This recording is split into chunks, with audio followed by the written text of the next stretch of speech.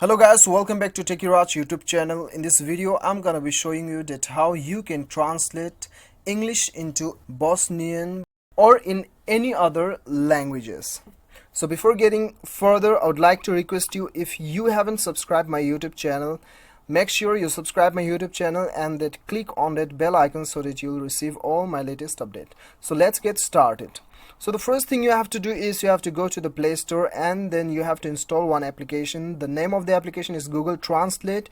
You just type Google Translate and it will appear on the first rank. You just install it and then open the application. So right after opening the application, you'll get an interface like this. So what you have to do is, you have to click on the text bar and then type the word you want to translate it in your native language. Okay, so now I'll just type LIFE, life, and then I'll click on the arrow button. So I'm translating in Afrikaans, right? Afrikaans language. So it is LEWE, Liwi. You can also pronounce, you can also know the pronunciations of this particular word, clicking on this, on this sound icon. So if you want to translate it on your own native language, then you have to click on the top right corner. As you can see, Afrikaans, right? So you just select your language. Okay, if you want to select your own language, Nepali, then the Nepali, select the Nepali.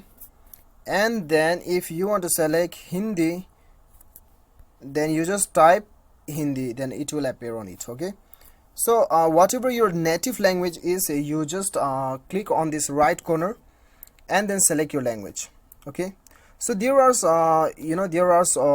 alternative functions available, facilities available. As you can see, camera, handwriting, conversation, voice. If your keyboard is not working, then you can search by the voice, and then if you want to translate conversation, then you can just speak the conversation and it will translate in your own native language.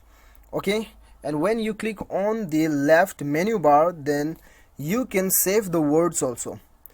You just click on this star button, star icon, and then go to the fresh book, then the word is saved here, as you can see.